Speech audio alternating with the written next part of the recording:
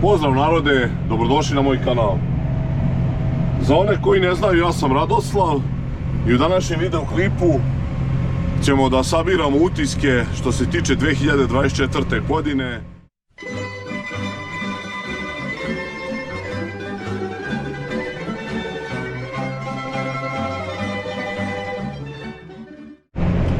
Ostalo je još mjesec dana do kraja godine, ceo ovaj decembar, međutim nema tu više šta da se promeni, sve otprilike je odrađeno, naplaćeno šta se moglo, tako da može da se napravi neki, na kraju neki zbirni utisak svega.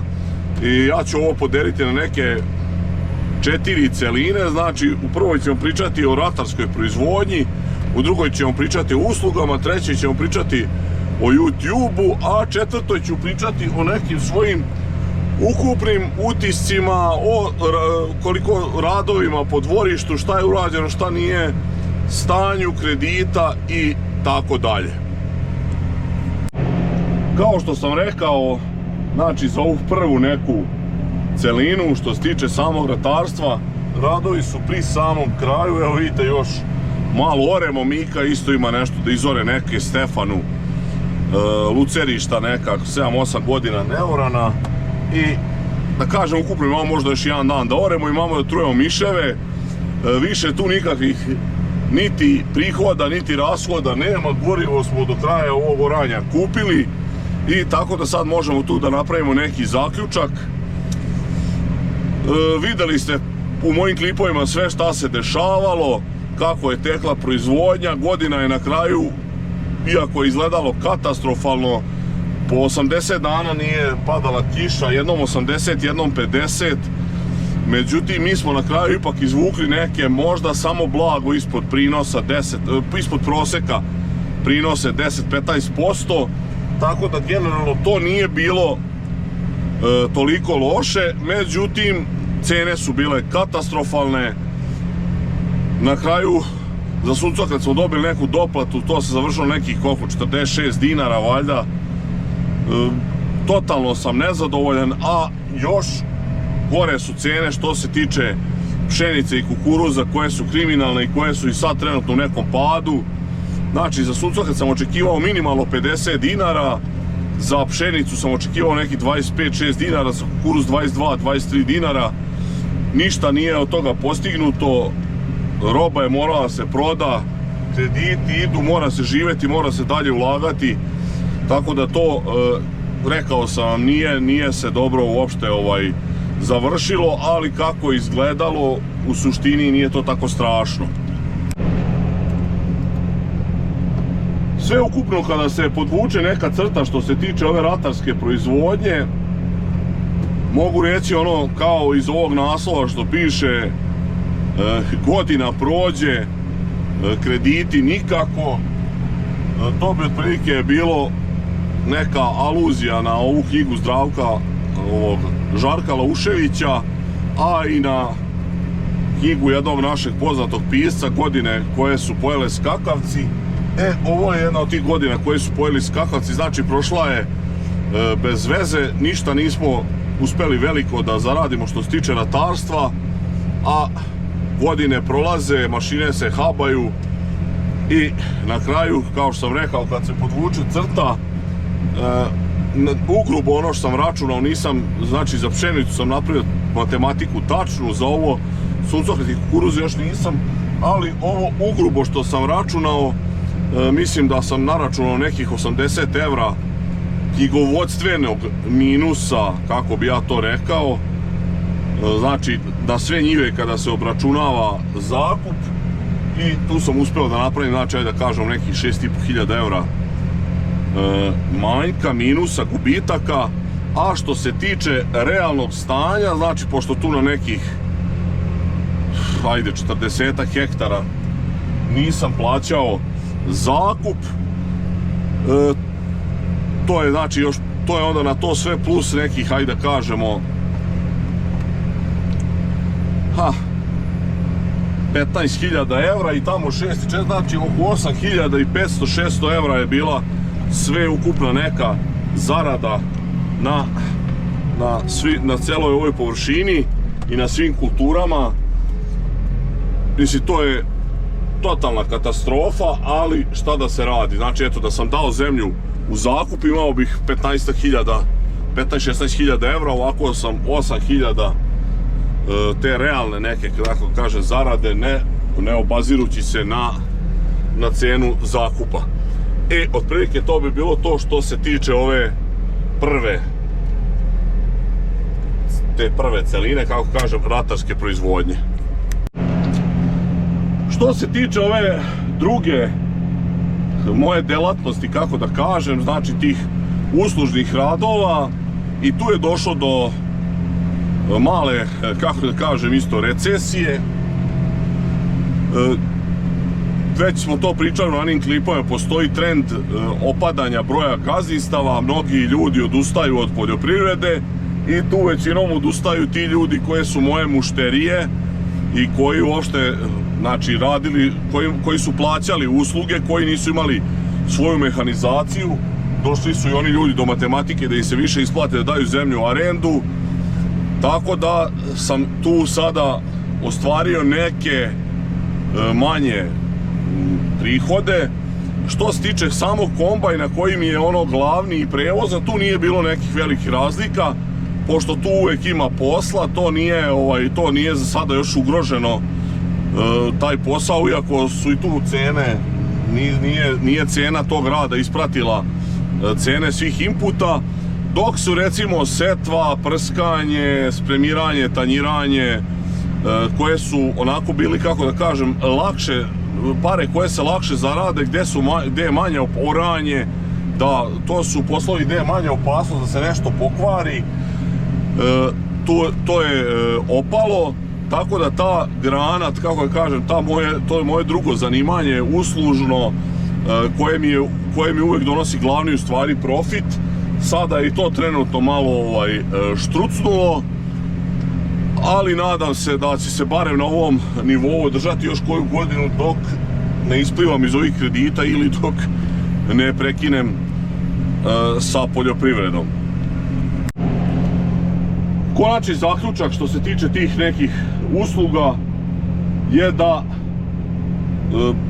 da nivo nije mnogo pao, ali je, što je vrlo zanimljivo, malo pao nivo plaćanja. Znači, ranije sam imao jako dobru naplatu tih usluga, a sada ove godine čak imam problem i sa ljudima kojima sam, jer pokušao sam što više da fakturišem, znači kojima sam fakturisao radnju koju smo izvršili, i nažalost mnogi su u problemu i nisu mogli da plate, tako da će tu biti problema u naplati i nadam se da će sledeće godine se to vratiti u neku normalu, i to jest na ono stanje na koje sam navikao. Znači, ove godine naplata kod mene je prvi put posle 90. godina problematična.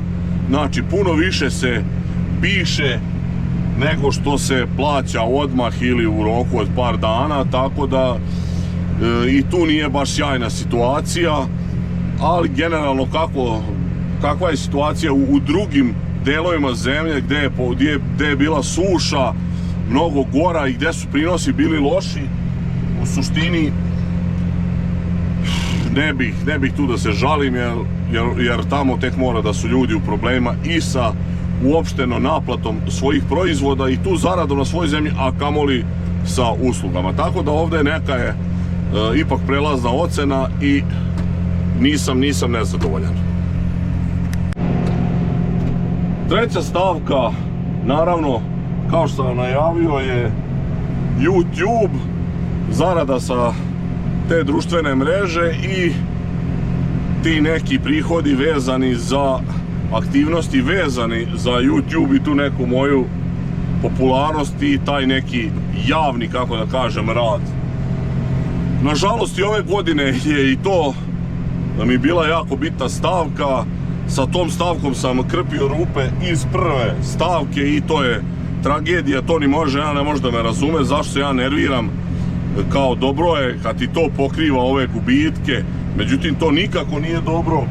Znači, rad u poljoprivredi, ratarstvo, ranije stočarstvo su, kako da kažem, moj život, to je moje životno telo, ja sam ceo svoj život uložio u to, ceo život se u vezi toga edukujem i na kraju došlo je dotle da mi jedan poluhobi, kako da kažem, poluhobi, poluposao kao što je YouTube pokriva gubitke na nečemu na čemu imam ogromno iskustvo, prilično znanje, naravno uvek tu se ide, kako smo rekli, doktor Šale i ja vam u ranim klipovima svake godine u prvi razred, stalno se nešto uči u poljoprivredi, međutim ja to ne mogu da psihički podnesem i to sam već jednom rekao, možda i više puta.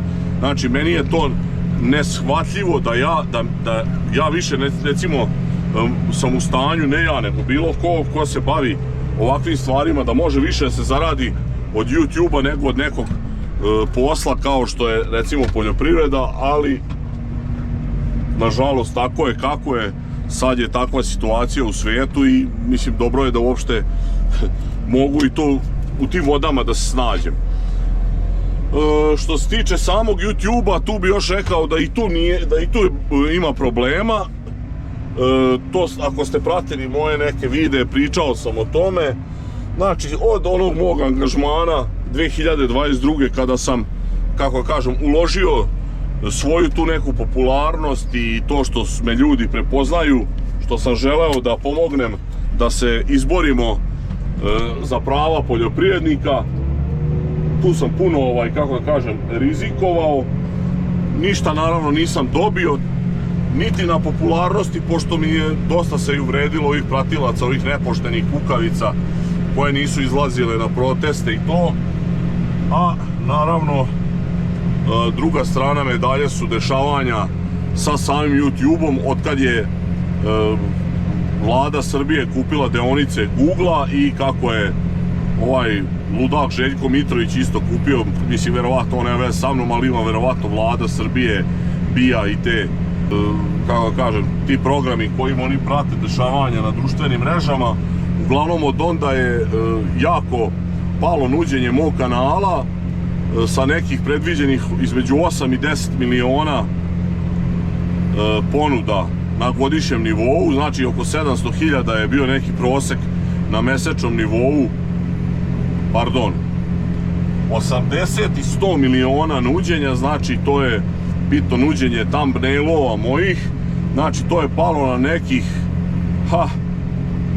30 do 35 miliona, što je katastrofalan pad s obzirom da je naravno postoji dalje neki porast pratilaca, iako i to nije ispraćeno kako bi trebalo, jer došao sam do neke bio brojke od 30.000 pratilaca vrlo lako i sada se to jako oteglo zbog toga što mi YouTube definitivno blokira kanal i uopšte taj moj neki rad. Dobro, tu ne mogu ništa isto da utičem veliko, mogao bi kada bi promenio neku politiku svog kanala, to ne dolazi u obzir. Ja ostajem dosledan sebi, moj kanal nije pričanje nekih gluposti, kreveljenje i to. Ja pokušavam da radim, da pričam o ozbiljnim stvarima, o nekim stvarima, da edukujem ljude, da pokušam ljude da razbudim, da shvate u kakvoj situaciji nalaze, tako da tu šta je tu je i da imam jednog gledaoca, nije mi bitno, bitno mi je da makar jednog čoveka, da makar jednom čoveku pomognem ili da jedan čovek shvati šta se dešava, ja sam zadovoljan.